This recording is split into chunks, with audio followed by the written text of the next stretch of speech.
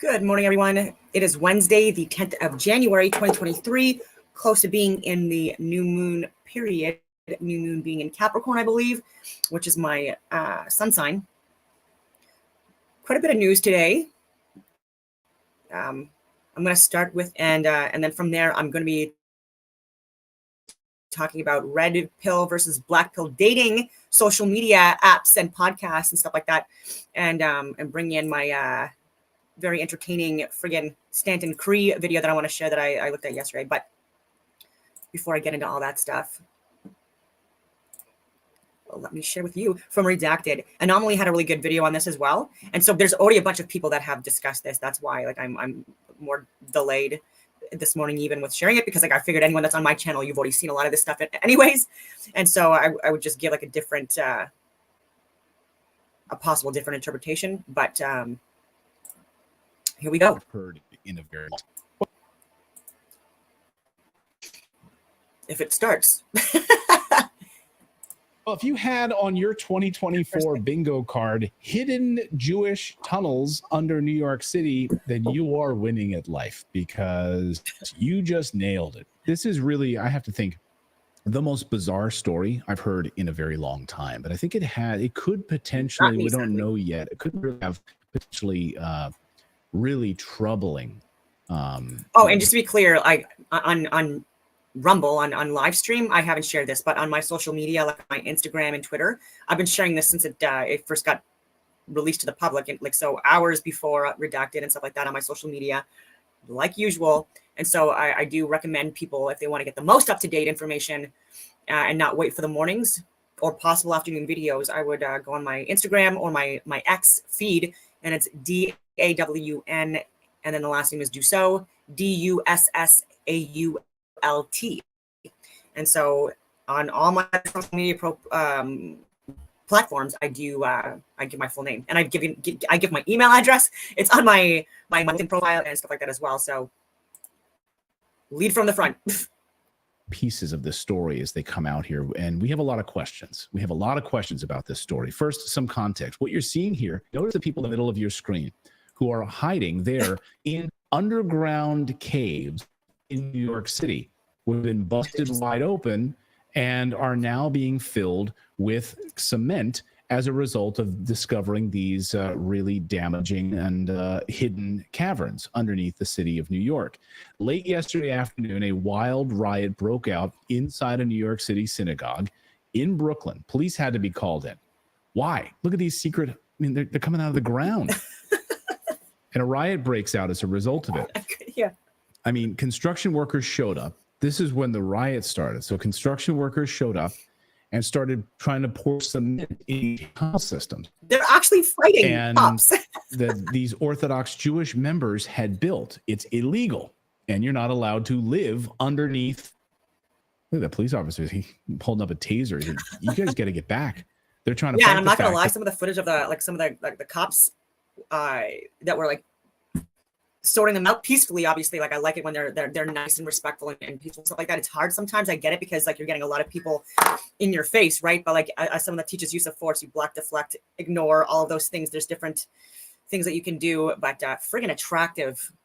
I don't know. It's because for a few really fucking years, there's something about a guy that's in uniform that's actually doing the right thing that I don't know. I'm just are you single? I'm single. Anyway. That they're now going to uncover what's perhaps in these tunnels. Is it just people? Is it just they're using it to traverse the area? I was wondering if it was because I don't know if you know this, but in a lot of those Jewish communities, they will tie a rope from one house to the other because they're not allowed to leave their house on the Sabbath. But they're thinking is if the rope is attached, it's not technically leaving their house because it's still part of it. Maybe they were trying to attach these tunnels that it was still connected to their home so they could leave on the Sabbath.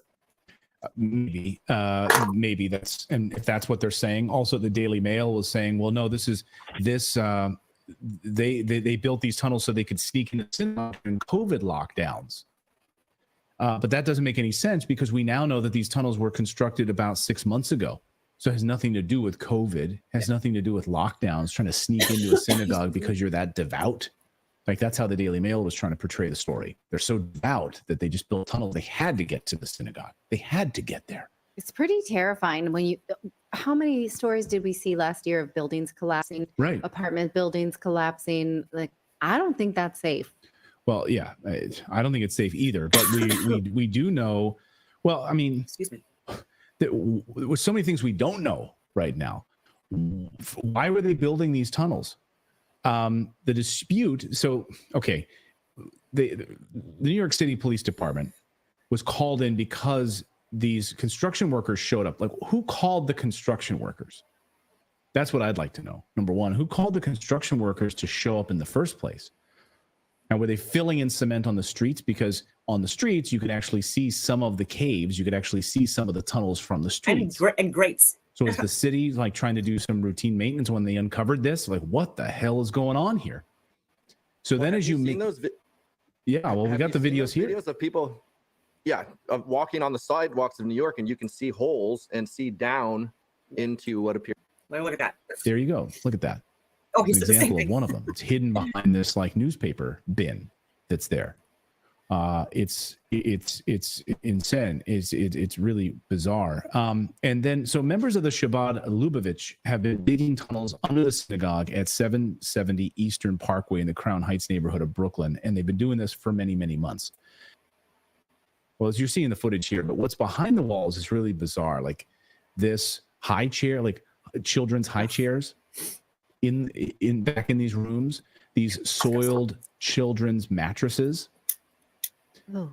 A lot of people. So again, we have a lot of questions. We don't know why are there. And that's not the only mattress that's soiled. There's multiple mattresses. Videos I've seen even friggin' blood on them. Okay, so soiled mattresses, like. Ugh. Children's mattresses. Why are there children's high chairs in these tunnels? We don't know. We sure would like answers though, and I hope there's an investigation. Me too. Vice News, though, many years ago, did an investigation.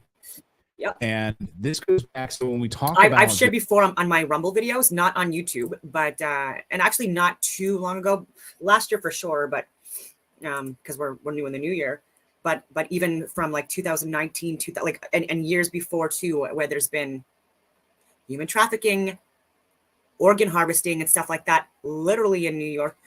Weird thing is too, I don't know my life. I need to write books, right? I've been told that my whole life, and I'm not saying that because I think I'm anything special. I've just been involved and or experienced or been exposed to events that like, what are the odds of like me being in these places at these times? Like always, it just seems that I friggin' like even with Hawaii, like I go to Hawaii and that's like the friggin' time where there the missile strike. I was literally there with my boyfriend at the time, and then another couple.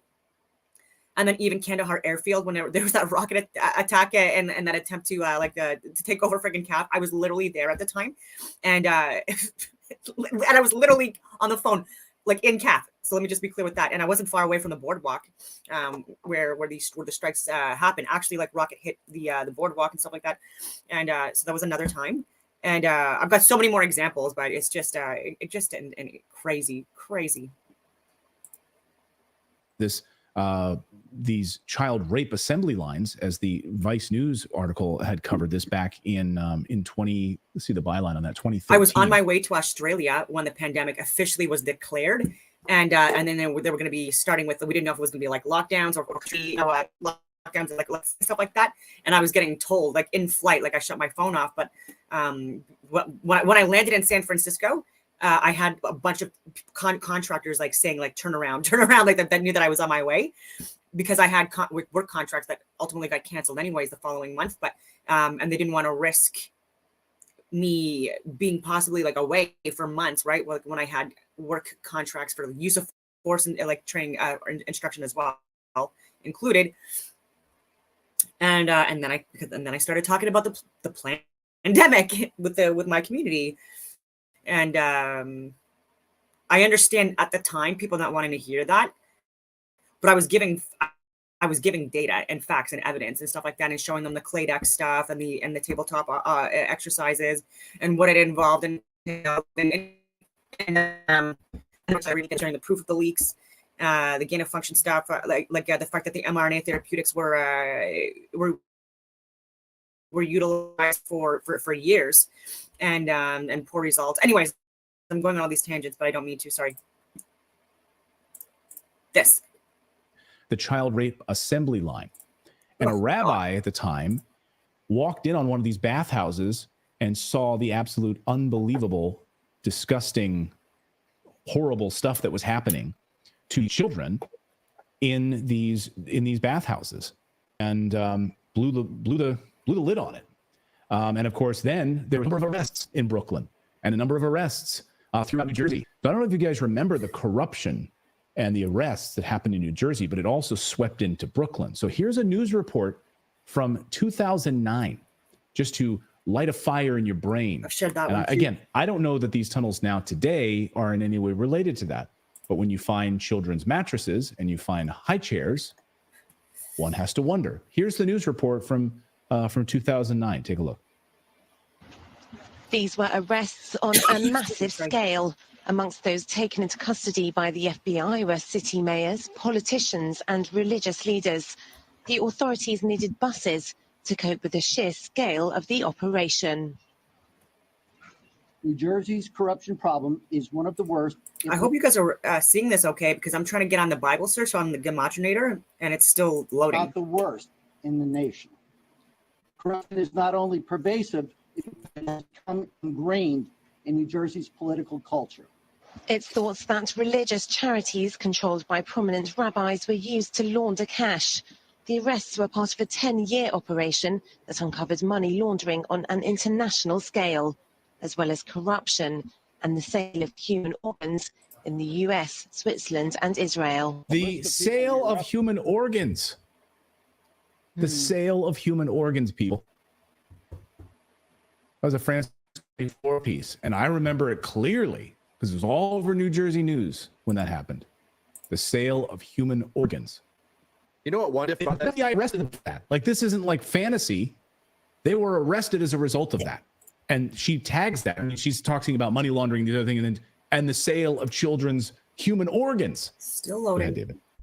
I was going to say, one difference of that time right there, we had real journalists back then.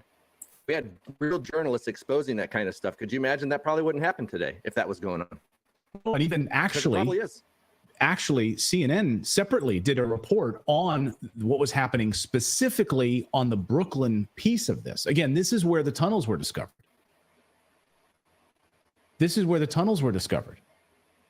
And so it's a very insular community there. So to get like outside reporting in here is very, very difficult in this community. But there was actually wait before I forward from I'll just show it. I hope you can see this. So Revelations 2:9. So I was trying to pull it up on my Gematria.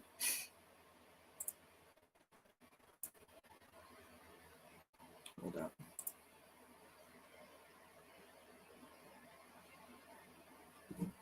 It's taking so long to load today. I'm so sorry.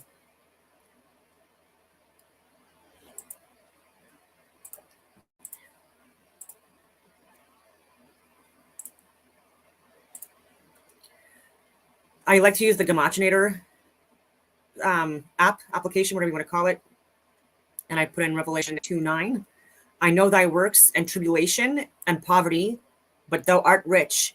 And I know the blasphemy of them which say they are Jews, but are not, but are the synagogue of Satan. Very interesting.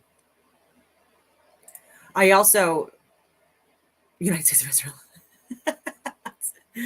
Yeah, there's a, and there, yeah, actually, I think that Redacted is going to get into it, but there's also Jews are actually like anti-Zionist. And then people also think like they correlate Zionists just with Israel and Jewish people, and that it couldn't be further from the truth because there's more Christians than there are Jewish Zionists, and even in Israel there are people that are trying to speak out. The citizens are trying to speak out against Netanyahu and his dictatorship and against crimes against humanity and that as well. Like either side, like I am saying like any crimes against humanity and like and atrocities committed against people I'm against, right? So like I'm saying like even against Jews, I'm clearly it's awful, clearly.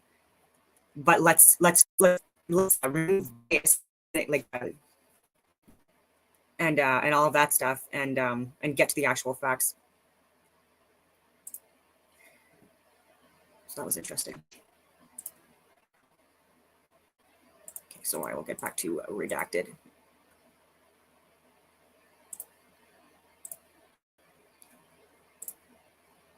And I'll just forward a little bit.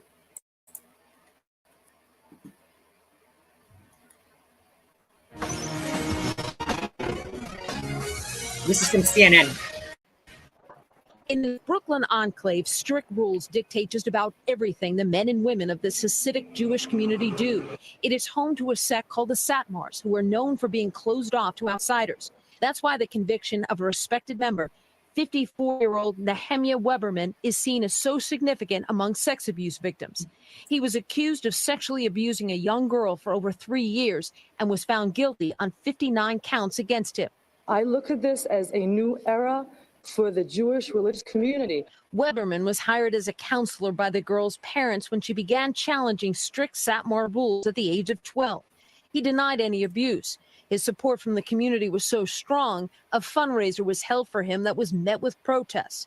The Brooklyn district attorney charged 4 men in June with trying to bribe the victim, who is now 18, to keep quiet with $500,000. They've pled not guilty. The district attorney praised the woman for her courage in coming forward. This trial also went beyond sex abuse allegations, and it exposed practices of an insular community known for its secrecy. And among them is the use of so-called modesty councils. It's just kind of common knowledge in the community that these squads exist. You hear about them from when you're very little.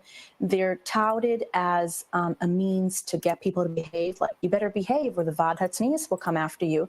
So we all know that they're there. In fact, they almost attain a sort of mystique and just sort of communal fear. 26-year-old Deborah grew up in the Satmar community, but broke out as a young adult and wrote the book Unorthodox, a memoir about growing up in Williamsburg.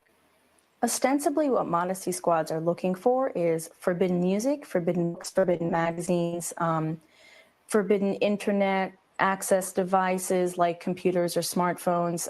They're looking maybe for love letters. Nope. Or for photographs. Feldman hopes the verdict will prompt others to speak out about abuse without fear of retaliation. Others in the community remain convinced Weberman is not guilty, and his lawyer plans to appeal.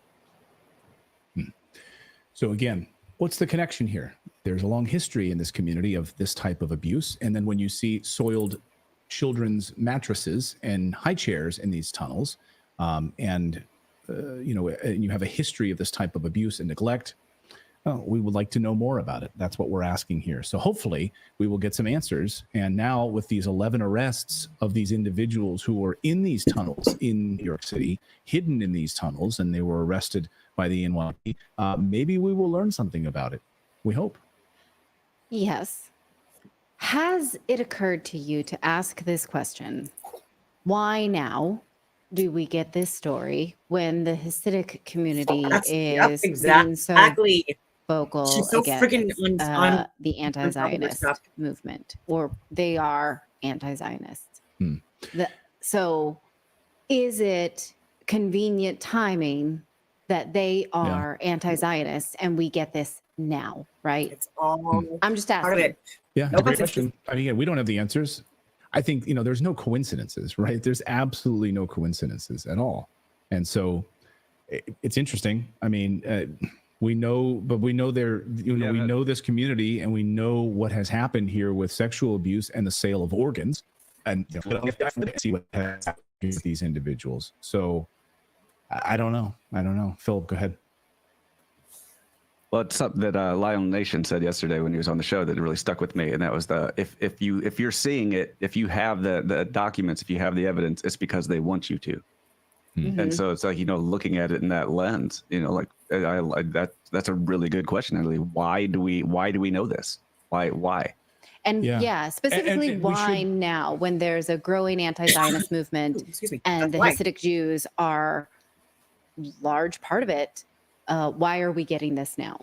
It is interesting. It is also, we should point out, we don't know what has happened in those tunnels. You know, because there are people that also want you to hate Jewish people. Images of there are people that want you to hate Palestinians. There are people that want you to hate Jewish people from all over the friggin' world. There's people that want you to hate trans people. There's people that want you to hate Christians. There's people that want you to hate atheists and all that stuff. And it's just part of it. They want to hate you, like, because of skin color, because of friggin' language, you name it. It's just it's the easiest, most low hanging fruits. Be high chairs. And you don't need an IQ to fall for this stuff, right? So the opposite of courage is conformity, right? Because even a dead fish can swim downriver.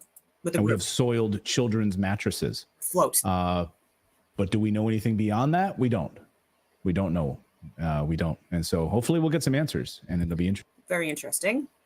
Okay, so I'm going to stop sharing that and go on Rumble.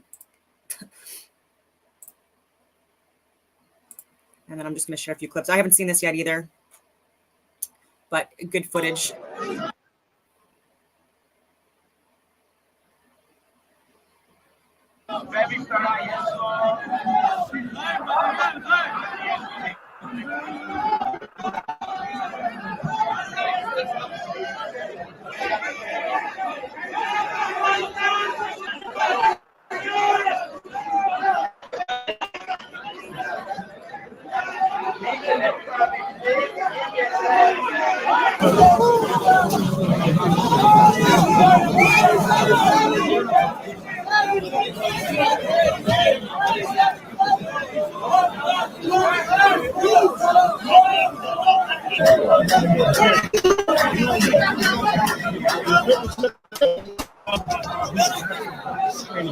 Not gonna help. They try to.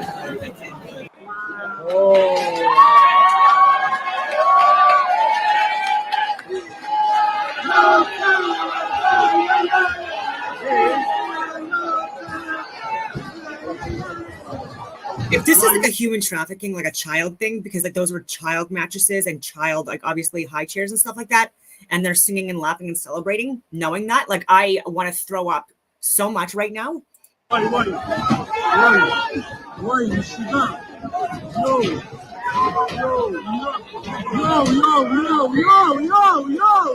Crazy. Why would you do that? Unnecessary.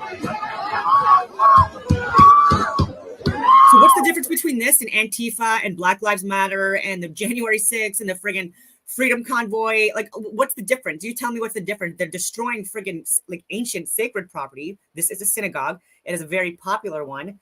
And there's even photos of multiple presidents in front of this synagogue specifically too, including both Bushes and Obama and others. I believe Trump as well. Don't quote me on that, but I'm 98% sure Trump as well. And multiple others.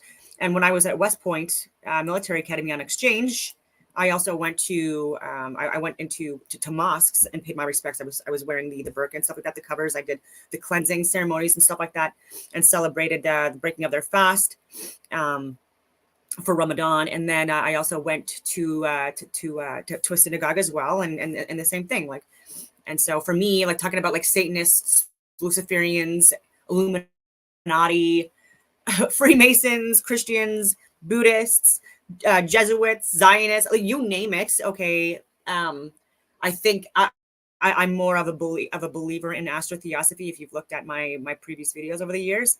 And so I do believe that even Saturn, like that's like Satan is a representation of Saturn, like a symbol, like a nice story. And Saturn is one of these 7 original planets, which also included the sun and the moon in that. And with Saturn, it's also correlated. There's so many connections with the chakras and like the number 7 and the colors of the rainbow and different frequencies and cosmos. But anyway, so with Saturn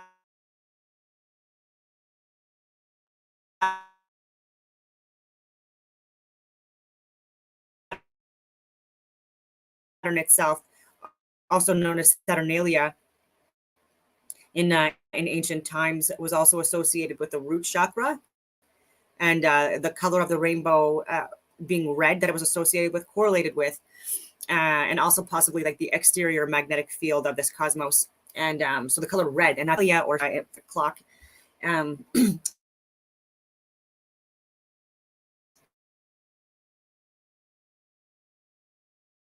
Capricorn is represented by a goat in a lot of different astrological worlds, so a human. And so that's why with the Satan figure, that's why this being is generally speaking half goat, half human, usually red. And why there's correlated with flames and stuff like that is because Capricorn and Aquarius, especially in the northern hemispheres, right? It's our winter months, and there's a lot of snow, especially now. It snowed all friggin' yesterday, all overnight, like a couple of feet of friggin' snow.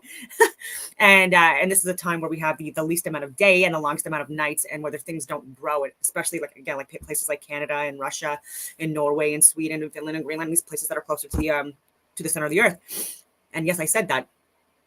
And also where things are scarce, right? Like more animals have either moved away, okay, for the winter, migrations, mass migration, so you don't have that food. Even land, like land, air, and sea animals do migrate in the winter or hibernate, so they stay stuck in friggin' areas underground or burrow to survive the winter. And so there's a lot less food available during these times too, which is why there's been a lot more suffering, a lot more starvation during these periods. People, dying of cold exposure and stuff like that too, especially when you're already frail and fragile and depleted of your micronutrients and food and stuff like that you need to survive winter months. And so that's why the flames to people build a lot of fires too to warm up. Right. And so that's why hell is actually technically like the winter months where there's a lot more death and stuff like that. And sacrificial times being during the solstice period. So on the 21st of December or the 22nd, depending on who you talk to, there's a winter solstice. So in our location, there's also the shortest amount of daylight, the longest amount of night. And then the sun stays on that path on the Tropic of Capricorn for 3 days, for 3 days, and then on the 25th rises again, so it's reborn and then starts to descend from the lowest point on the friggin' sinusoidal cycloid wave or ecliptical path that it does above us. 25th of December being the birth of the sun, or Mithras, or Dionysus, or Horus, or Jesus, or Krishna, or so many other people, throughout history, different representations. And so someone had mentioned Satan, so that's just my representation of that. And Lucifer, the light bringer, being a representation of Venus and a lot of different things that I've looked at, right? Being like the morning star that precedes the sun, and can also be the evening star that precedes the sun. Again, it depends on where the sun is on its ecliptical path, right? Is it starting over the chart of Capricorn, at the equator, Cancer? That makes a difference. I went on so many different tangents. So yeah, I talked about that. I know that I could talk more about the synagogue and the tunneling systems and stuff like that. The New York Police Department even was having a debate. He was very, very calm, but they were trying to justify this. And he's like, we don't do that in America. And I love that. I wish someone in Canada would do that. Just we don't do this in Canada. But maybe that's just a pipe dream.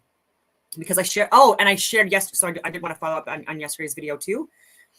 I'll pull this up too, maybe trends to leave in 2023. But one thing that I did notice, and what a lot of people noticed as well, I was looking more at the angles of the cop that pushed into David Menzies, who was an independent journalist for news for Rebel News.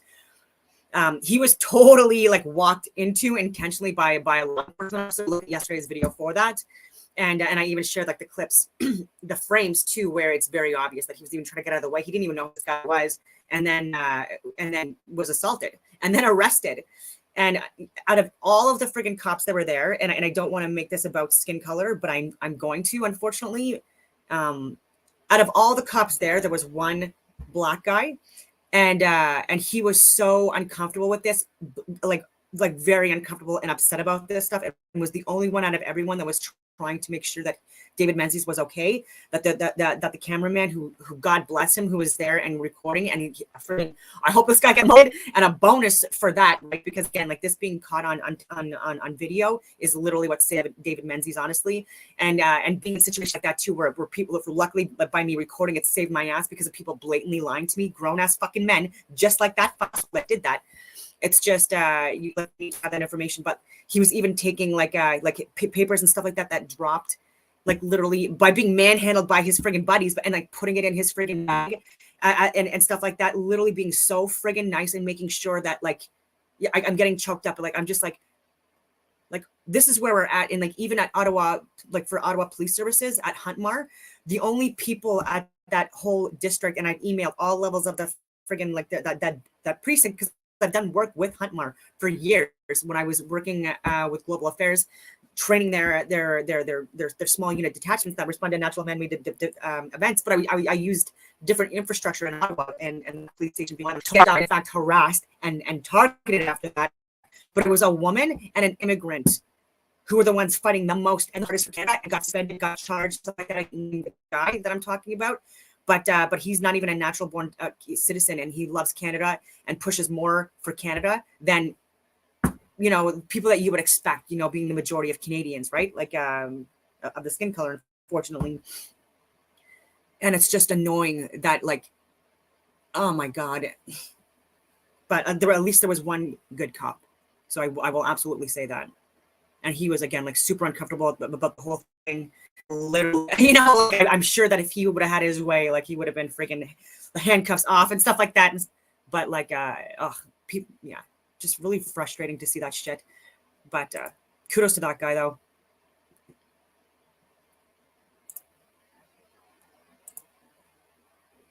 So trends to leave in 2023. Hello, my friends, and Happy New Year. I hope you guys all had a wonderful Christmas and that you're ready to set some goals for the year 2024. Now, before any of you tell me that the new year doesn't actually start until spring and that it's futile to make a video like this in the dead of winter, just know that I almost added removing people like you from my life to the list, but then I remembered I got rid of all my years ago. I don't fuck with nobody. I don't go anywhere. I don't go to parties. I barely go outside. Let's face it, in the year 2024, we're going to be spending an excessive amount of time doing what's most important to us, mindlessly browsing social media. So first on my list of trends to leave in 2023 is a type of social media content that's the bane of my existence and refuses to die. That content is the filming yourself nodding along to other people's content. You guys know what I'm talking about. It looks something like this. Can I ask you one more question? Fire away, honey. Okay. If you have placed in only one place in your heart for one woman, or you want to have one woman in your heart, I think you said, why don't you just commit to one and choose to be faithful to her? I'm just not wired that way. I spent my whole 20s trying to fix myself. Yeah, you have self-control. You work out, you do business. Yeah. You can possess your own power. It's not, that's just not how I am. It's not how I am. Do you think that might be a limited mindset? I think it's none of your business, but I don't want you to think I'm triggered by you. I'm not. Okay. I saw somebody say that, and I think that's interesting. I think you're annoying, but I'm not triggered. You know what I'm saying? I'm going to live my life on my terms, unapologetically, like truly. So you can ask me this 85 different ways. At the end of the day, I'm going to walk out of here the same man. What are we doing here, guys? Could you imagine being so void of a personality that you gotta film yourself physically agreeing with somebody else's thoughts? Is that where we're at as a society? It's like every year we gotta one-up ourselves on the level of enthusiasm we show people for their recycled, half-baked ideas. The less interesting we get, the more interested we act. Back in my day, LOL meant that you were literally laughing out loud. Now LOL is tacked on to the end of a sentence to illustrate that you're feeling nervous. Do you want to go out with me? LOL. We went from LOL to LMAO to LMFAO to ROFL MFAO to LOOOOOLOMG ORFL MFAO YAF LOMFG ha ha ha ha ha ha ha LMAOOOOOOOO. Way to play it cool, man. And speaking of artificial enthusiasm for dumbass ideas, the next trend we gotta leave in 2023 is the alpha male movement. If you're not familiar with the alpha male movement, otherwise known as the manosphere, consider yourself blessed. These dudes are like the male equivalent to OnlyFans chicks. They wear low-cut tops that are too small and complain about how little the opposite sex has to offer, holding them to impossible standards so that they'll never have to face the risk of rejection that comes with true vulnerability. They're the grown children of narcissistic mothers, forever residing in their infant state, hold all accountable for well while assuming no accountability of their own. But of course, this is all hidden behind the guise of masculinity and the need to take down the damn dirty feminists. But what's their solution to defeating feminism? More feminism, apparently. If you really hone... I hope I'm not upsetting anyone with these, with this video especially, because a lot of people don't speak about this side of it, right? And there's a lot of trashy men out there, right? That like brag about having 3 families and stuff like that. No, you don't. Okay. What you did was you abused 3 families. Okay. And there's generational trauma that's going to be in those relationships. Absolutely. Right. Like first wife number 1 wasn't good enough. Wife number 2, wife number 3, or like, were you even married to these women and stuff like that? Like women need men. We do. Like, I'm not saying men need women too, though. Like we need each other, but women need men to finally step up and be the provider and the protector and stuff like that. Like I've shared that even people within government that I know that are great men, right? They're educated, they're fit, they're good guys, but because of that, and because of social media apps and dating apps and stuff like that, there's no desire or willingness to want to settle down. Like I've even talked about it. Like I'm like, you don't want to be with a woman that like would like cook and clean and like be like raise your children, like build the gardens, and loyal and stuff like that. And, like that's a hard sell. I've literally been told that by multiple men. That's a hard sell. And it's unfortunate because like that's actually how you're supposed to live. So the hard sell is just you being again like an Andrew Tate wannabe, which is never going to happen, and or these other friggin' guys. And then so anyway, and then they're talking about high value women and women sleeping around and stuff like that. Well, did you sleep around too, or like how many hours of video games did you play in your 20s when you're talking about these women? Again, I had a full ass job, a career in my 20s and 30s and stuff like that, still do, and so like I'm not putting myself in that category of woman. Anyway, men and women are equal. People get like now in the media too, they're slamming women. Like even Madonna, even though I don't like her music, I don't respect her. She's a senior citizen, and like she had a good career. She was talented. I do not support anything that any of the allegations that I've heard about her associated with different friggin' lists and stuff like that, and other weird stuff involving Adena. And anyway, Chromecast is an interesting internet browser. Okay, yeah, there's anyway more people slamming women, and so okay, what was it regarding? So here's the clip. Because it is men just do what women want. Right. Because they care about women and they want women to be happy and they want them to love them, right? And so you can go back to say the Victorian era, and men used to treat women with an extreme amount of deference because the generations living then remembered a time when the world was a lot more difficult than people now remember it being. And so the physical inequality between men and women was emphasized because the world was a much more difficult place.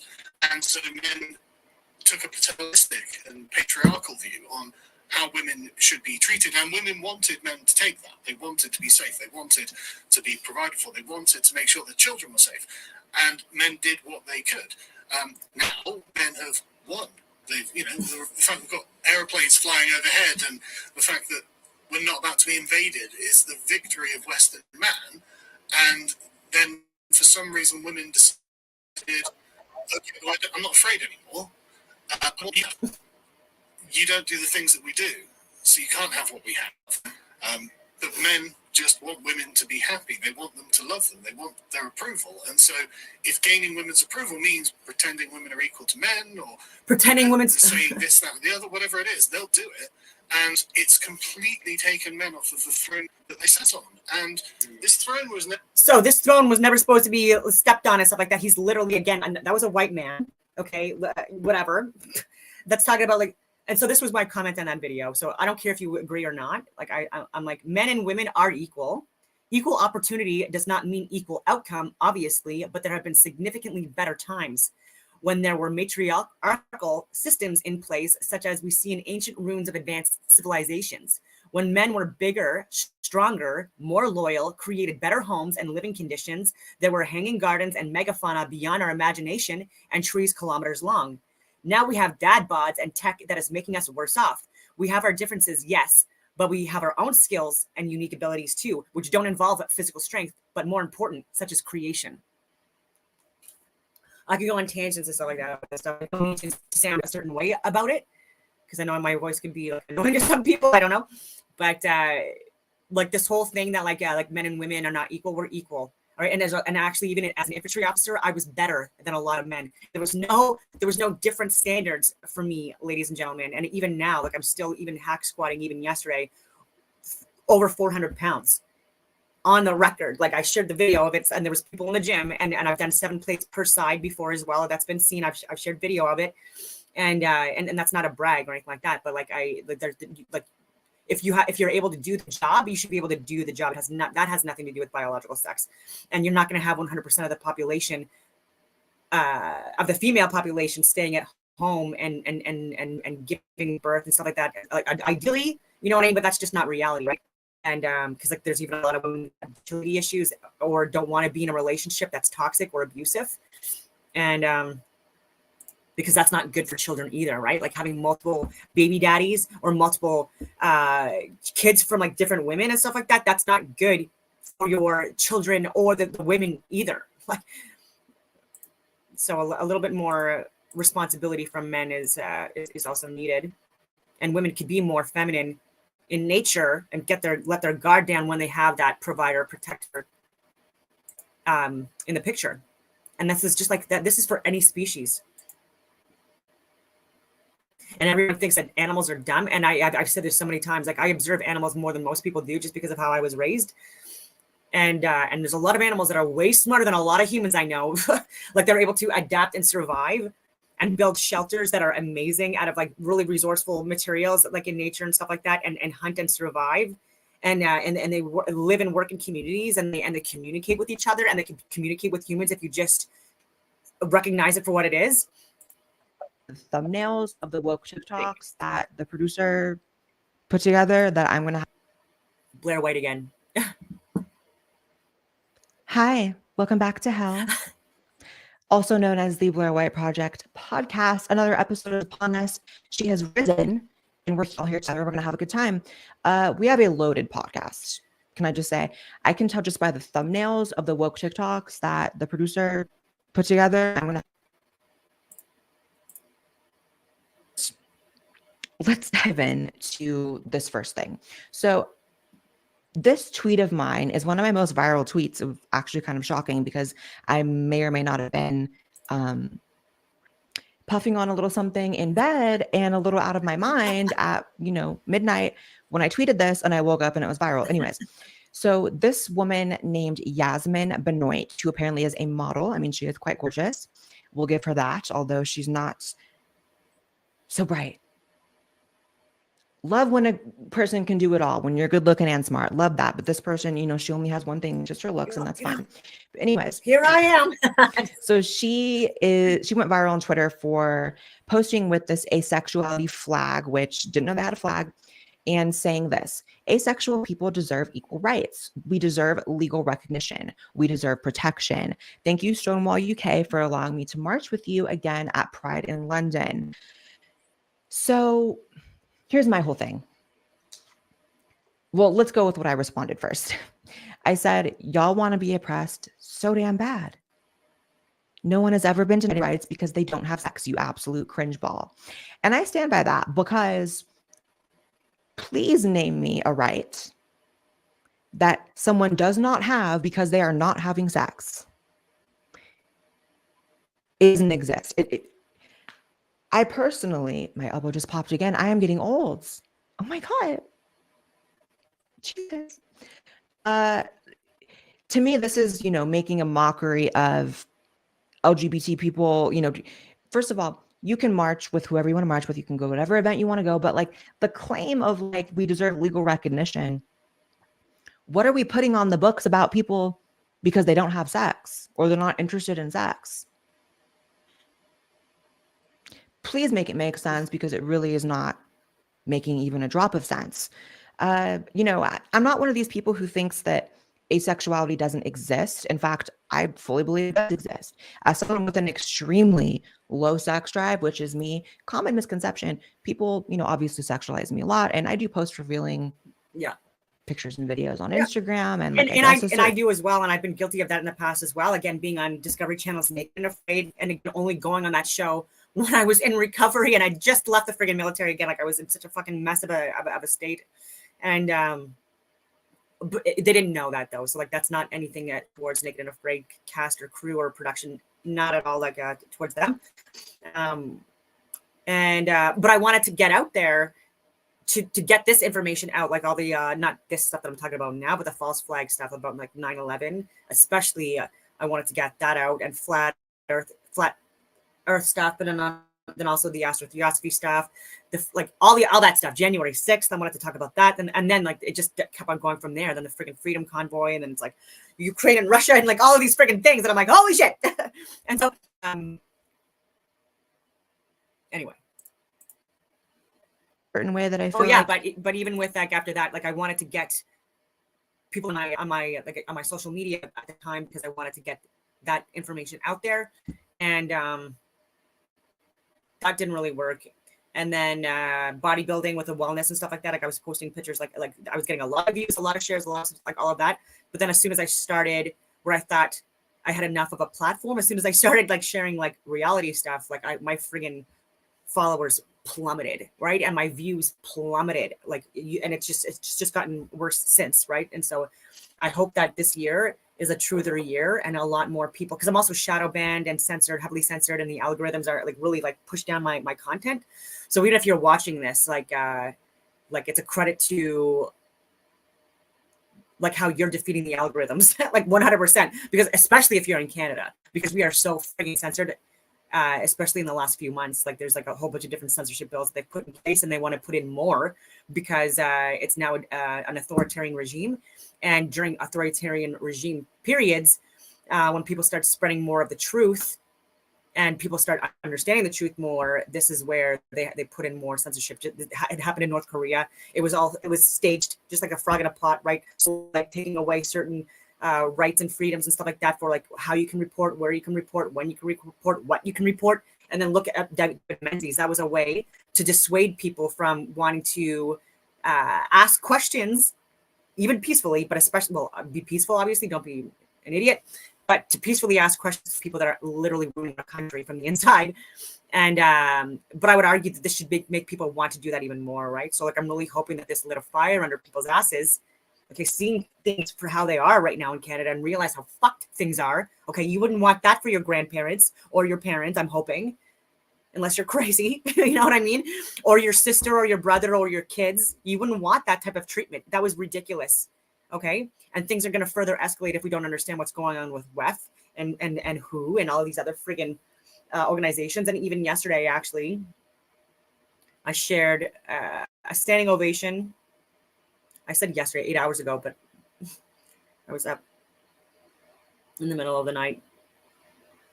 Let me freaking share this.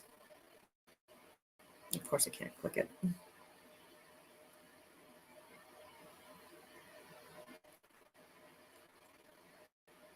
No.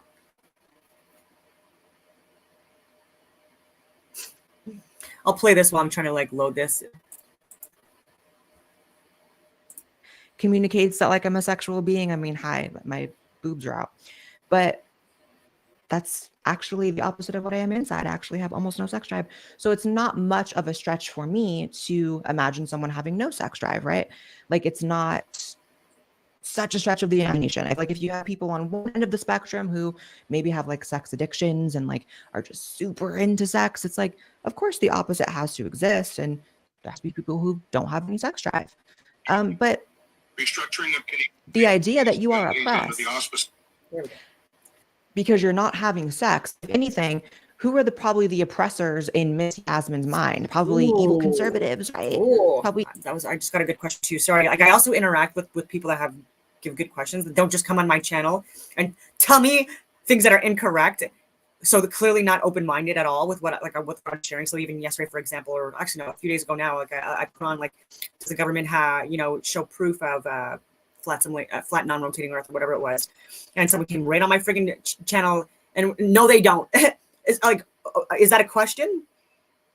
Okay, is that a fact? Because that's not a fact. And then anyway, it went from there. But do you think it's a good idea to bring life into this crazy world?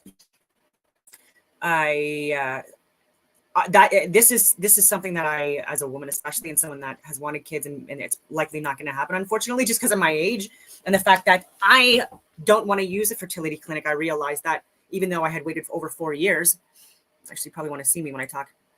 I had waited over 4 years, and I was in a relationship at the time, but I wanted to do the fertility clinic thing because to do the testing and the blood work and stuff like that to make sure that I was in fact fertile. Because even at 35, it's geriatric. It's considered a geriatric pregnancy. And sorry, I always thought that was funny. I think in this day and age, people like to have children. I think that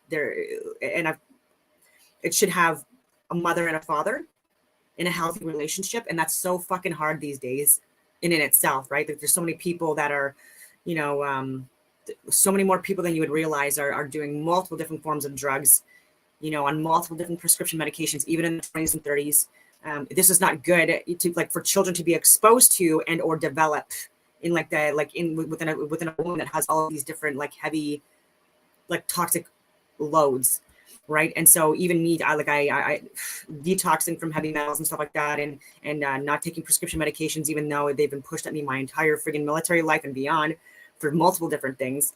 And I think the answer is more natural solutions. And so and then the multiple vaccination of children, I don't agree with that. The social media that kids are getting exposed to, I would be more controlling that and stuff like that. So there's a lot of lazy parents. So if you're going to be a lazy parent or a parent that lacks discipline in this day and age, then unfortunately, your children are going to be exposed to a lot more information and environmental and societal factors, stuff like that that are going to be more negative. It's going to be way more negative. And so if you have good parents that believe in something beyond themselves as well. So I know this is not a slam on atheists. There's great parents and stuff like that. But to believe in something beyond yourself or a creator, because there is one, at least one, and this is a creating universe or cosmos or world. And so to teach kids, about the real reality of the world, so they're not duped and deceived by people that are literally lying to us, that are they have their own agenda. A lot of these people are diddlers, and I know it's disgusting to say and stuff like that, but it's a reality. And that are in positions that are elected like officials and stuff like that. And I could go on a huge tangent about this stuff, but and then more homeschooling too, I would do.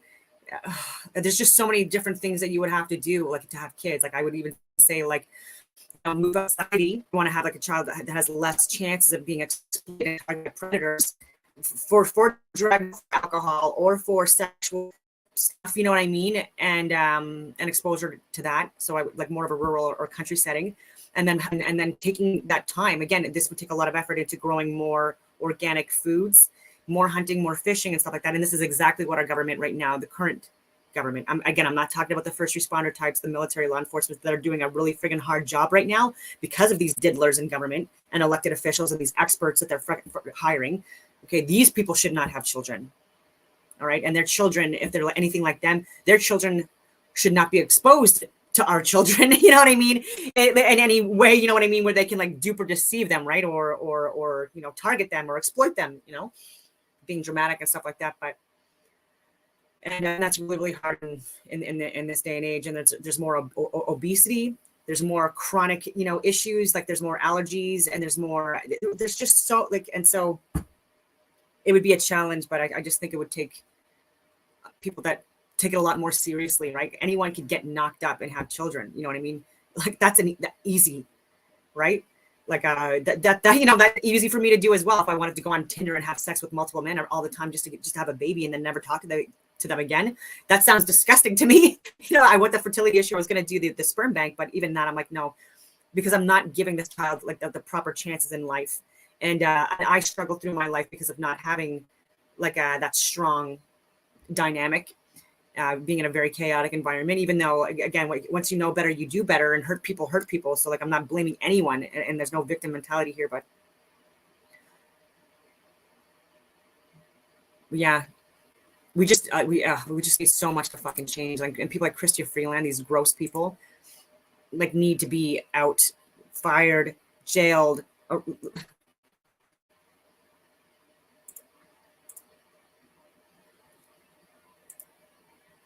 Oh yeah, I stopped the screen.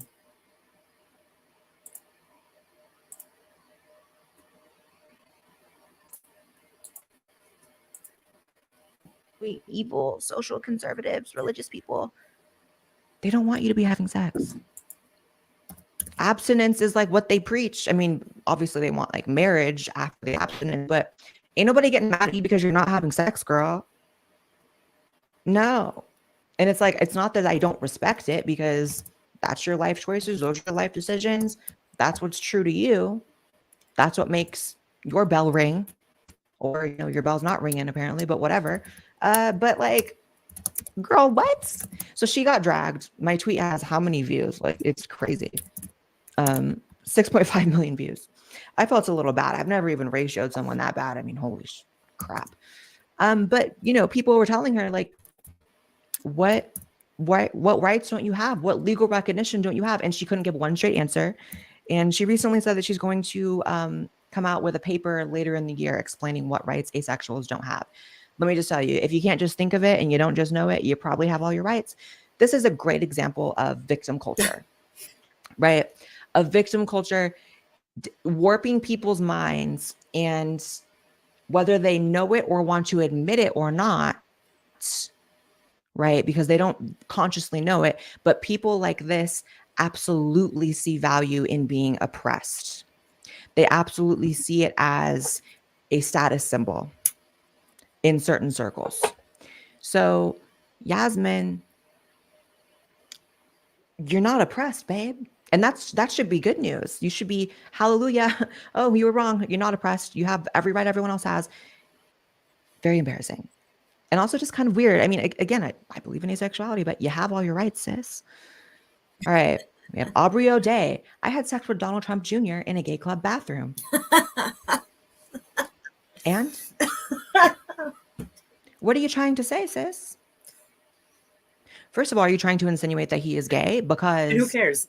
He had sex with you and you're a woman, right? Like, you're still a woman. Yeah. She's a real woman, not so a trans woman. Heterosexual. All this does is make him seem cooler, in my opinion. I'm like, I kind of want to party with Don Jr., bitch. Because anyone who's doing that, it's like, you're probably a good time. Oh and the idea that I don't agree with that. Obviously, I mean, it's funny, and to each their own.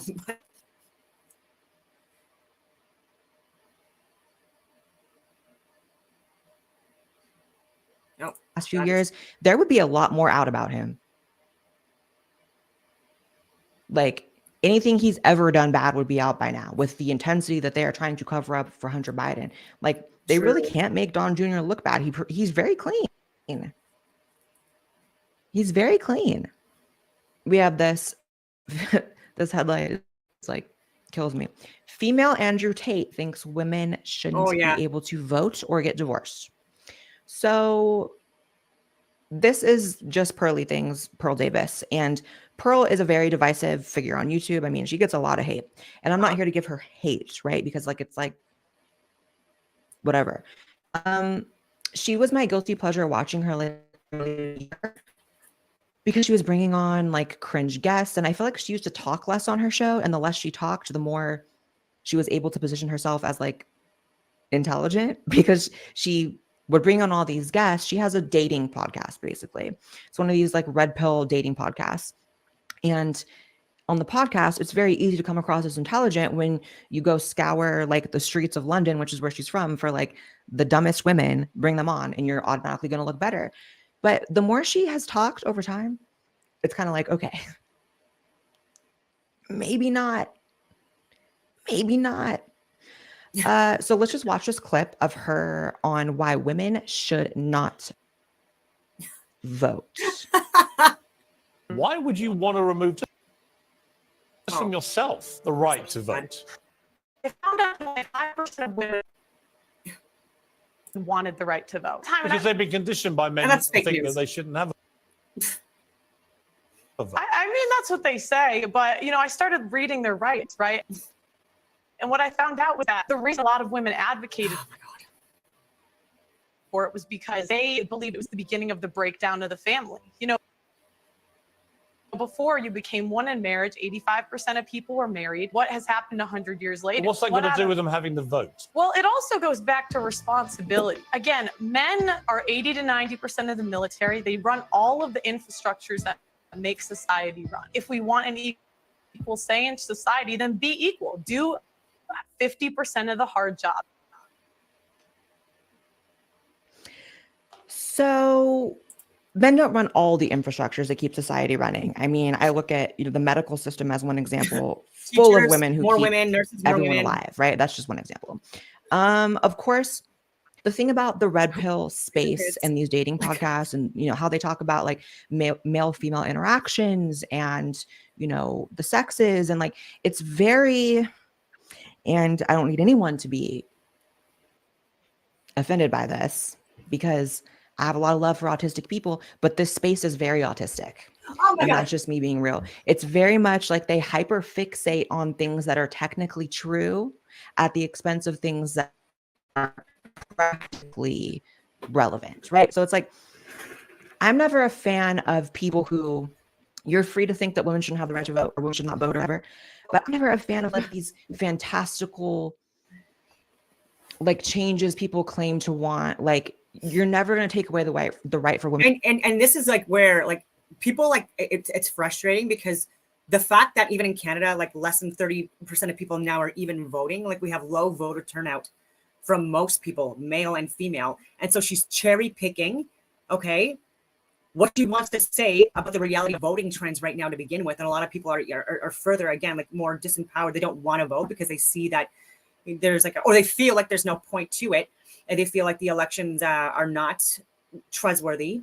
And anyway, and so it's not 5%. And the fact that so many women fought, okay, stronger women than she'll ever be, that fought to have us be able to vote, okay, and she's trying to turn that around, blows my mind.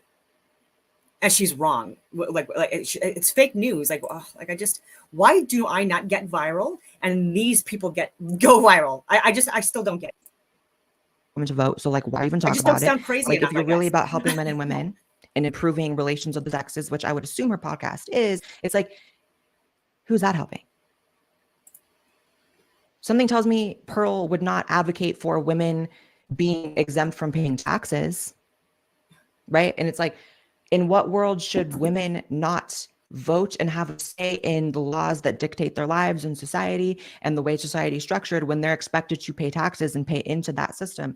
That makes no sense. Also, the invoking of, well, at the time when, when we were given the right to vote, only a small percentage of them wanted the right. It's like, I'm struggling to A, care, and B, understand what relevance the opinions of people that are dead have on society today. And today, women absolutely need and deserve the thing is, like, I remember a time early in the internet when the space was completely dominated by feminism. Think of like Lacey Green, all these feminist YouTube channels. And my gripe as starting out as one of these sort of like anti-feminist YouTubers, which I did at the beginning of my career, was that it places women in the role of victim and it attacks men unnecessarily. So that was all true and that was bad. Any movement that is doing the opposite, that's not good either. Like, does it have to be one extreme or the other? Right. So only 5% of women wanted the right to vote at the time that it was granted to them. That's fine. And it is true that men were given the right to vote because they were being drafted, and that's true. However, you're not taking away the right for women to vote. It's just not happening. So why even talk about it? Just to gain attention, I guess, which is fine. Nothing wrong with gaining attention, but it is what it is. I just find this whole genre very cringe. Like this is a good example. So this thumbnail, This thumbnail is titled "Pearl Humbles Undateable Feminists," and it's supposed to communicate that Pearl is like dropping a truth bomb on this undateable woman. And it's like the reality, if you watch the video, I watched this episode of the podcast, the girl that is the undateable one has a boyfriend and Pearl is single and perpetually single and has not had a substantial long-term relationship.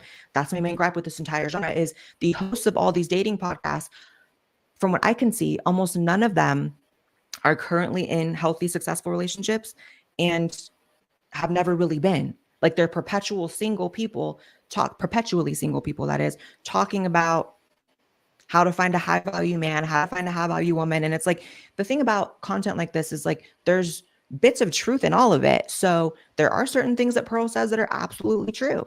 And those are not to be negated. But like the juxtaposition of like, how are you really humbling this undateable woman when she has a boyfriend and you don't? And I know she didn't make the thumbnail, but it's like, that's the point, is that they position people in actual relationships as like undateable because their relationship doesn't look the way that they think that should. And it's like, Pearl is perpetually single. And Pearl isn't any of the things that she claims make a high value woman. Pearl isn't a virgin. Pearl has never been married. Pearl is 26 and hasn't had kids. Like, Pearl is very masculine. Pearl is very much in her masculine energy, which is the opposite of what people claim to, what need to harness to find a high value man. You're supposed to be feminine. Pearl is probably the most masculine woman I've ever seen. Not even just visually, but like, that's all on me. Her personality. Like, look at this thumbnail. She's very much like, she's aggressive. So I just struggle to find a lot of value in this content beyond like the cringe aspect of it, which is actually amazing. I feel like this clip is a really good example of what I'm talking about. This is how it hurts men and women. If there's someone that's very, very young and goes into a marriage and has kids when they're like 18, 19, 20, a year into the relationship, it gets really, really abusive. Even though it might be rare from what you guys think. It is. If it would happen, what would you recommend for those people? Would they divorce, or do you want them to keep going in the relationship? Keep going. You can't divorce, and that's not a real thing. Even though it might be like physically abusive? You got to endure. People are too... You want to stick in the I mean, look, people nowadays are just... For anyone that might be in that situation, would you recommend? Okay, endure. I'll tell you what, I'll tell you what, it is such an extreme example that I can't give a prescription for what other people should do. What about if two people get married, they have a kid, and then the wife starts cheating? Do you think they should divorce? Absolutely. Jesus himself said in cases Crucifixion. of adultery, divorce is So you think that permissible. divorce is worse than physical abuse? For the children? Okay, sorry, you think that cheating is worse than physical abuse? For the children, yes. I think I'm not going to say divorce. Amazing. Divorce is worse than abuse for the children. No, it's not. Spoiler alert. Wow. Nuts. That motherfucker in particular is corny.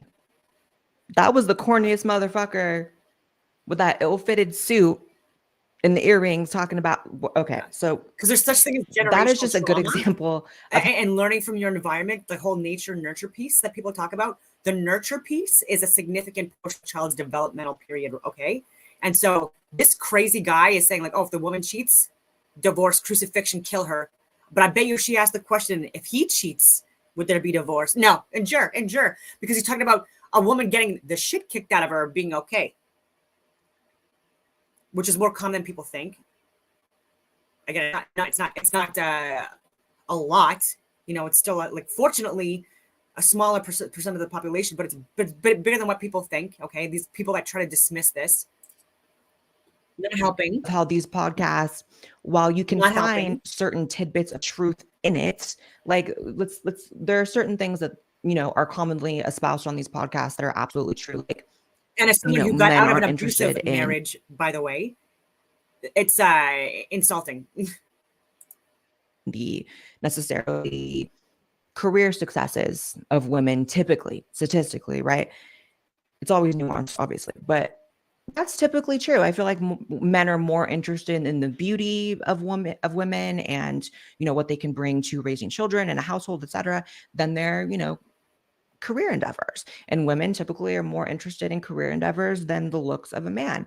Things like that are very, very true. And I feel like women do need to hear that kind of stuff, because I think a lot of women think that if they become very financially successful, that will get them a man. Whereas you look at all the Kardashians, they can't keep a man to save their lives. All these female celebrities that have millions and millions of dollars are getting cheated on. Yeah, and Beyonce. even for me, like being financially independent, that has not helped me at all in any of my relationships. It also was something that I was told made my partners, again, like not a million freaking partners, like I've been in serial monogamous relationships and I didn't cheat, but that I could be very emasculating, not because of my energy sometimes, you know what I mean, but I was also in the infantry. I was an officer. What do you expect? You know, there's a small percentage of the male demographic that is attracted to women like me and want to settle down with someone like me, even though I'm loyal, I'm faithful, I'm attractive, I'm educated.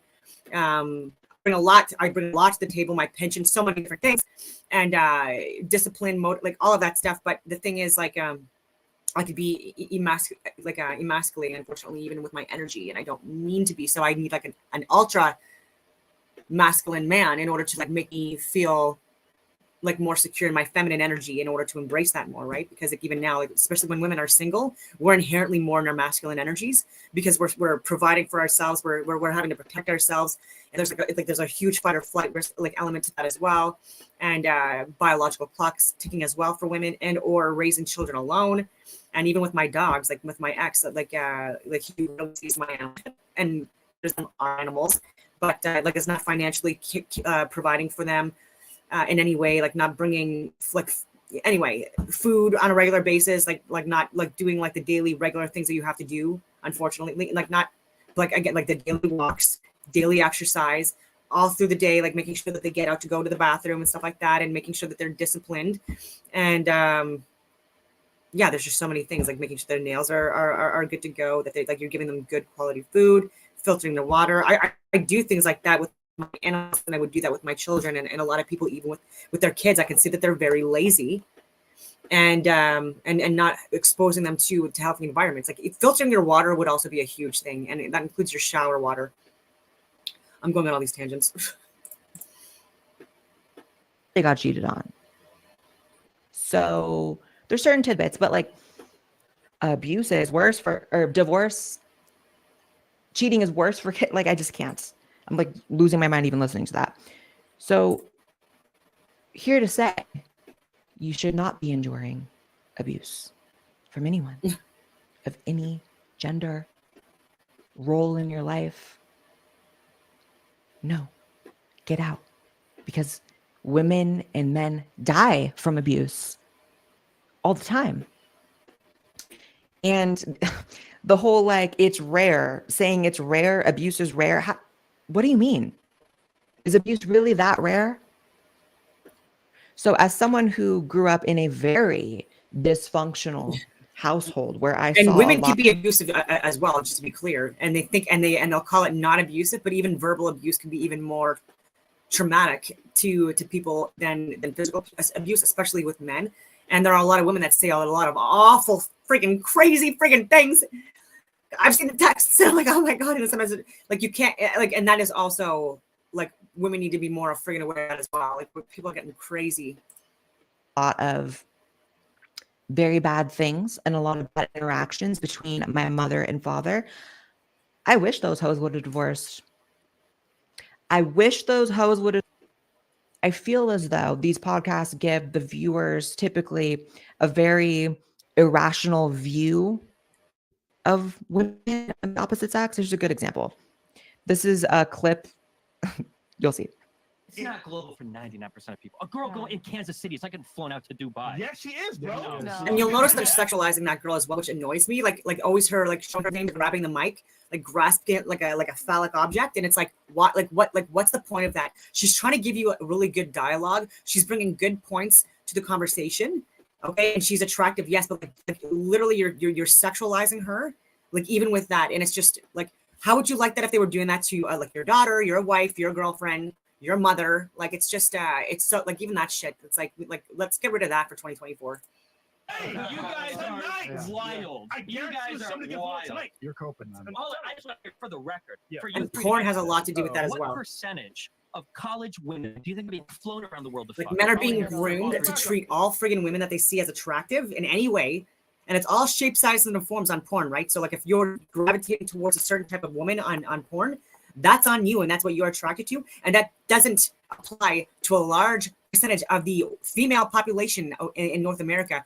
Women are getting treated like whores, okay, that look attractive or try to put some effort into their appearance. Because of pornography and the like, it's such a small majority of the population, I will reiterate, of women that are in any form of that type of an industry. And there's a lot of women that are also exploited and drugged and or underage that are also in porn, unfortunately, because of the industry. And it's primarily men that are consuming it. Okay. Also, just to be clear on that. Very little. I want to hear.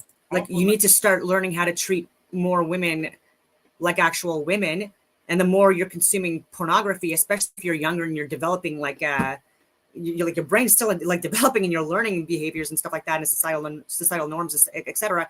And if you're learning the behaviors from video games, because even the way they treat women on video games, they're very much sexualizing women and derogatory against women that are attractive specifically. And so it's in video games, it's in all like social media platforms, and it's in pornography, right? Where men are like abusing women. And even like and even the algorithms have changed in such a way to groom people into being more perverse in their behaviors and stuff like that. It's just it's getting out of control, and that's not how you should be treating women, right? It's getting more and more uncomfortable to go to the gym in public spaces, like even if I'm just wearing long shirts, long pants and stuff like that, because it's rare. It's not a large percentage of the male population, luckily, but there's still like, you'll get the odd guy every once in a while who will just be a fucking creep. You know what I mean? And that's just that you could just tell I was watching way too much freaking porn, really sexualizing women, really sexually frustrated in his life, and is just like constantly like in my space, right? Like I'll like, even in an empty gym, right? Like we'll literally move towards the equipment right beside me, you know, and I'm like, so anyway, I'm going on all these tangents, but like, just don't do that. That stuff's fucking weird. Like you can look at stuff like that. I understand that people look at it like that. There's no freaking fault in any of that stuff. Don't be fucking weird. Don't be uncomfortable. Don't follow women to their vehicles. Like don't work out right beside them in an empty gym, you know, or keep on moving towards equipment that's like right behind them when they're working out and like take with your phone out. Again, this is rare, but it does still happen, and it's happening more and more. And like, oh, women like deserve it, like they're asking for it because of what they're wearing or how they're acting. Like get over yourself. Like probability wise, if I argue, maybe like 30, 40, 50. Oh, I can't hear him. Insane. I think people were thinking that 30 to 40% of women get rich men to pay for trips for them to travel the world. The fact that this is the Fresh and Fit podcast. The fact that he genuinely thought it didn't sound astronomically ridiculous, stupid. You say almost half of women are getting flown out to other countries by rich men. Mm-hmm. This just shows the bubble that they created. I don't even think half of the women they bring on their podcasts have been flown out by rich men to other countries. Absolutely insane. And it paints such a false world for like impressionable young men who are watching this. And I feel like any content in general that pits the sexes against each other is just toxic. I mean, men and women are meant to complement each other, and far be it for the tranny to sit up here and talk about men and women, because kind of failed at being one of those and not really making it fully as the other one. However, I do feel as though I do have some unique insight into male-female relationships just based on the fact that for half of my life, I had a brain that was ruled by testosterone, and the second half of my life, estrogen. And can I tell you that experience has really allowed me to sort of look at a lot of these podcasts where they're talking about men and women and high-value men and what women want and how to make a successful relationship and how to be whatever. Half the time I look at those conversations as someone who's had the transition and whatever. And I feel like I'm looking at it from like a bird's eye view in the sense of like, I completely understand why men have this misconception of women. And I completely understand why women have this misconception of men. Not here trying to say that I know the full experience of either or. However, because it's like that. You really, if you're watching these podcasts and you're coming away with the idea that half of all college-aged women are being flown out to Dubai. I would. That'd be interesting. Nuts. Bizarre. Like maybe like a 0.5%, maybe. I don't know. I don't know anyone. Like not even half of like Instagram hoes are doing that. That's even a small percentage, I'm sure. I'm also not in that lifestyle. That's why I don't know anyone. Talk about painting a false reality. So this is a clip of a podcast, a guy that I feel like makes a really good point, and I just want to put it in here because I agree with it. How is this making you better as a man? How is consuming drama and entertainment, which is the most feminine thing you can do, how is it getting you more dates? When was the last time on one of these podcasts they actually sat down and said, hey dude, if you want to get more matches on dates, you should use a bio like this. You should take photos like this. You should fix this. You should use this specific opening line. They never do any of that. The reason they talk about theory and philosophy and the abstract is because they have no real world practical dating experience. Because people who have healthy, positive experiences, relationships with women are not this resentful, not this combative towards women. And perhaps the most toxic part about this for you watching these videos is that it models terrible behavior for your interactions with women. 100%. I feel like, you know, I think that there is a dating crisis in the Western world in particular. And I think that the reason these podcasts have become so popular is because a lot of people are looking for answers on how to date, and the dating landscape is horrendous. I mean, dating apps and, you know, women, you know, in many ways, like, are more masculine than ever before. Men are in many ways more feminine than ever before. And I feel like content that encourages people to step into their natural masculine, natural feminine energy, that is going to make people happier. However, he's absolutely right. These podcasts never actually give like productive advice. They just like paint this false world and like, again, pit men and women against each other. And I believe that men and women are meant to complement each other. Men can't exist without women, and women can't exist without men. So if you're getting your worldview from these videos, I mean, if you're consuming it just for the fun of it, and like I do, then get your life. But if you're taking it seriously, you might just walk away thinking that half of the women are on boats in Dubai and women shouldn't vote. And it's just like, calm down. Calm down. All right. So next we have, I hope people are finding this breaking news. The far right's obsession with fitness is going digital, as MSNBC. Apparently, being physically fit is a far right virtue. This is a few months old. Well, you know what? If I had to choose between the far right's virtue of being physically fit and the far left's virtue of being fat and disgusting as fuck, I'm probably going to go with the far right. Insane. Insane. Like, there's another good one I wanted her to. Granted, this are to wake up, because another thing being categorized as far right, we have healthy fitness mentality, and we have being anti-human trafficking. Apparently that is now a far right virtue as well. If you guys don't know, this movie called The Sound of Freedom, it's a movie about human trafficking, child trafficking, and it's obviously anti-child trafficking, as any normal human being would be, as you'd assume the American press would be, but they're not. Yeah. Here's CNN and other people. And only people like Tim Ballard and only people like Jim Caviezel, and by extension, only people like the ticket buyer can help bring these trafficking rings down. So there's a very participatory element. You're not just going to see a movie, you're just killing 2 hours on a hot day. You are helping bring down these pedophile rings and save children. Now, it's not true, but it's a very comforting and it's a very warm feeling to have. Disgusting. Did you hear that? Moral panic, as if there's not a legitimate reason to be in a moral panic about child trafficking. Yep. Turns out we were right. He just described being afraid of human trafficking as a moral panic. Well, you know what? At least these people, even if you're describing people that maybe see the issue of trafficking in places that it just isn't, at least they're on it. At least they care. Even if they care and make their whole life good, there are worse things to make your whole life about.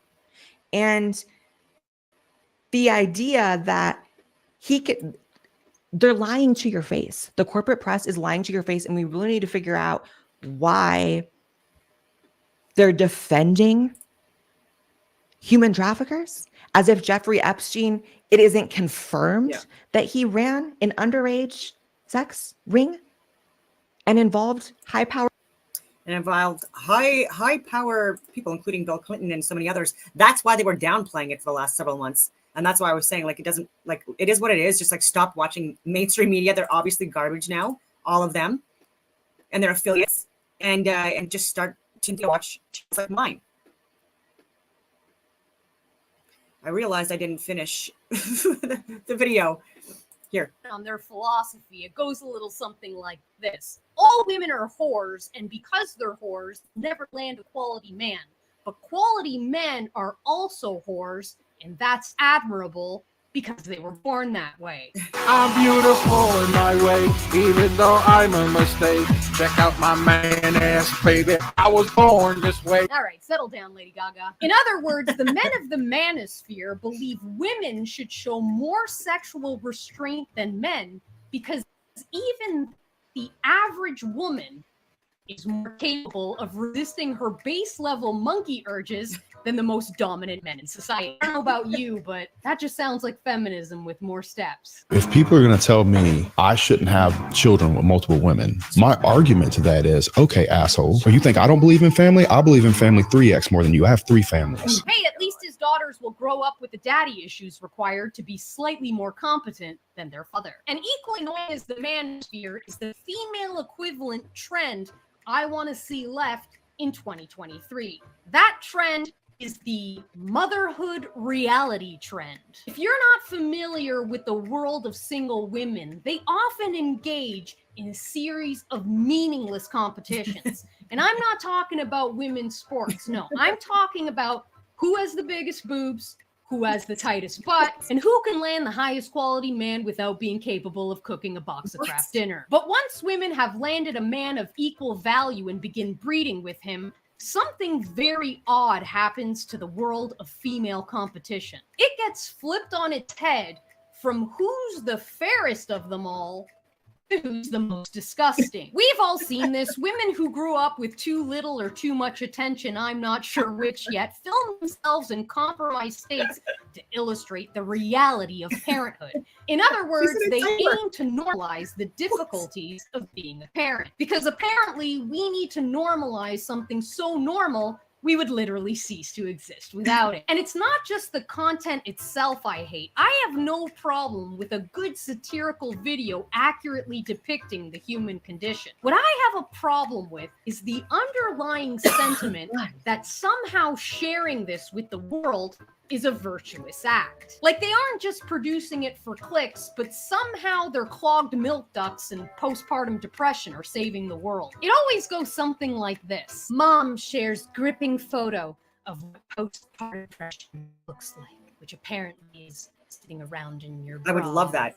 Your bra straps falling off. Pay close attention to the upside down stroller, with your which kids. I'm sure she didn't throw down like that for effect. Here she is with a half-up ponytail, telling her baby to shut the f up. Cute baby rolls and dishes. However do they survive? Goodness, that's a lot of protein powder. This is so much more than just showing a messy playroom. This was meant to bring awareness to something that you simply can't capture in an image. The physical, mental, and emotional toll that mental illness can take. You know, she's completely right. I do think we need to normalize all of our hardships through a series of artistic photos. So I took it upon myself to do the same. Here's a picture of me suffering after eating day-old Chipotle. And here's me feeling violated by a pap smear. And here's me crying after finding out you shouldn't eat day-old Chipotle the day before a pap smear. I really hope that helped. Everyone knows parenting is hard, so what exactly is the purpose of this shit? To dissuade women from having children?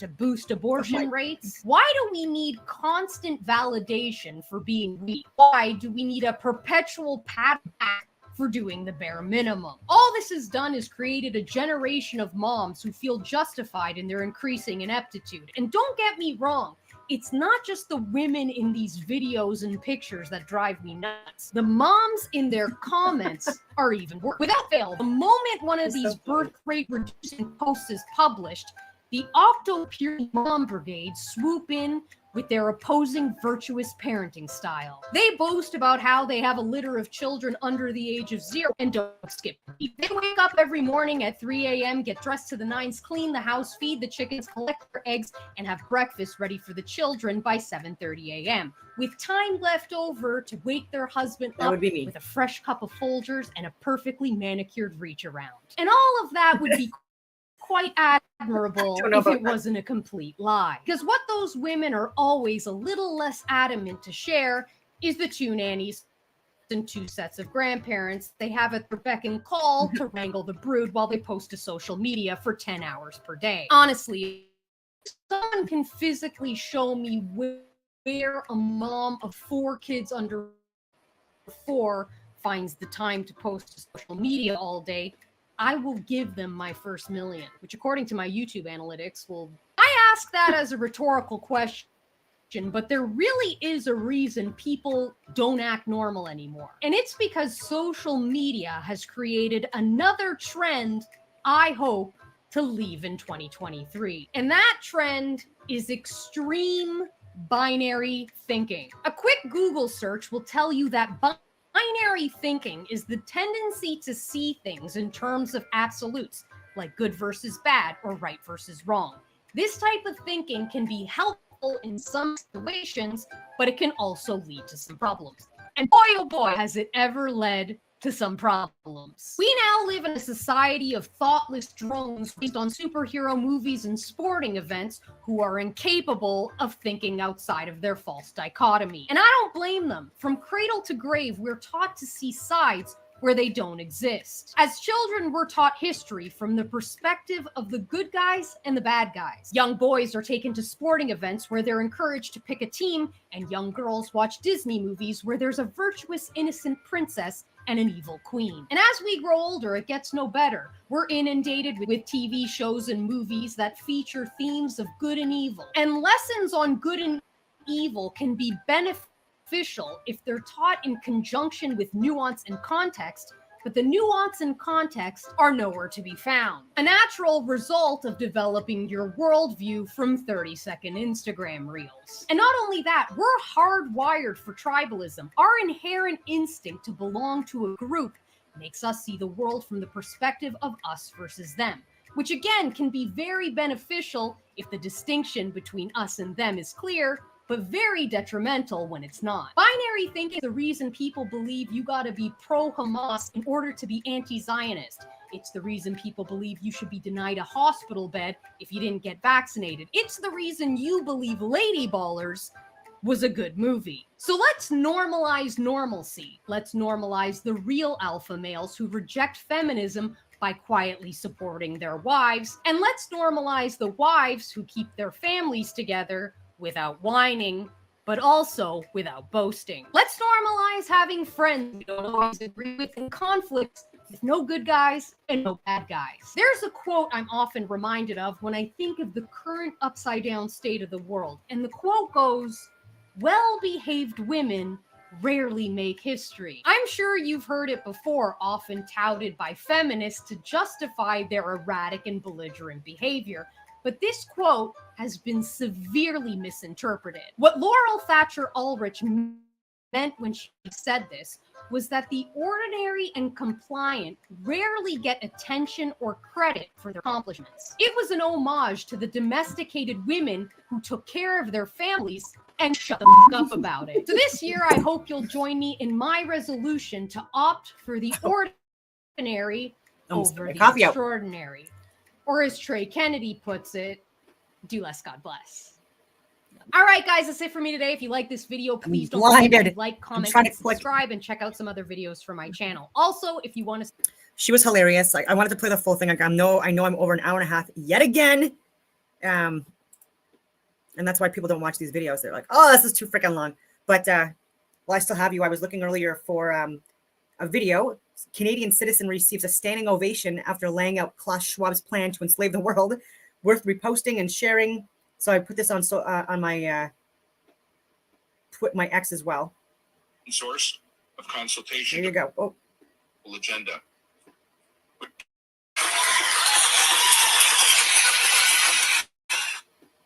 Good evening. Restructuring of Canadian mayors and municipalities under the auspices of the United Nations began in 1992. PM and member nation state. 178 countries signed on, lured by the promise of big money to go green. By 2000, countries, including Canada, were being governed by directions of the UN, G7, G20, World Economic Forum, and World Health Organization, to name some. Every organization is a foreign-based NGO, non-governmental organization, and every member of all these organizations is unelected. Parliamentary procedures for law changes weren't followed. In 1994, a municipal primer was issued to all local towns outlining how they were to restructure their governments. Though the municipal primer was a non-binding agreement, all towns adopted it. Our public officials, the mayor and councillors of that day, were partnered with a private corporation, the Corporation of the Town of Aurora, who appointed a chief administrative officer who helped implement the global agenda instead of a local one. The International Council on Local and Environmental Issues, ICLEI, became the main source of consultation to push and fund the global agenda. We remind you that the World Economic Forum and the United Nations signed a strategic partnership framework in 2019 to jointly accelerate the implementation of the 2030 Agenda for Sustainable Development. This is the same World Economic Forum whose chairman, Klaus Schwab, famously declared, "You will own nothing and be happy." This is the same Klaus Schwab who, referring to Canadian Prime Minister Justin Trudeau, boasted, "We have penetrated more than half of his cabinet." We would ask Mayor Maracas and the councillors, why should the citizens of Aurora bow down to the intrusive dictates of an unelected foreign entity? The fact is we should not, and we will not. What, you ask, does any of this have to do with 15-minute smart cities? Absolutely everything. SMART, S for surveillance, M for monitoring, A for analysis, R for reporting, and T for technology. Technology News editor Patrick Wood, 50 years of experience and expertise on technocracy, wrote, "The 15-minute city is a cover for data collection bonanza for technocrats who design and operate them. Cities designed for maximum efficiency always reveal technocrat thinking that efficiency itself is the goal. Maximum surveillance allows for maximum control to achieve even more efficiency. At its very root, this mechanistic thinking is anti-human.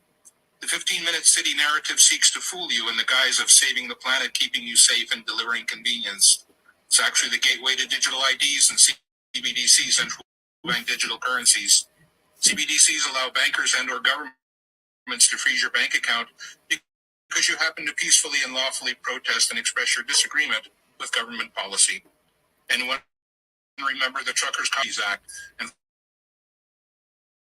froze the private bank accounts of law-abiding citizens. 15-minute cities are wolves in sheep's clothing.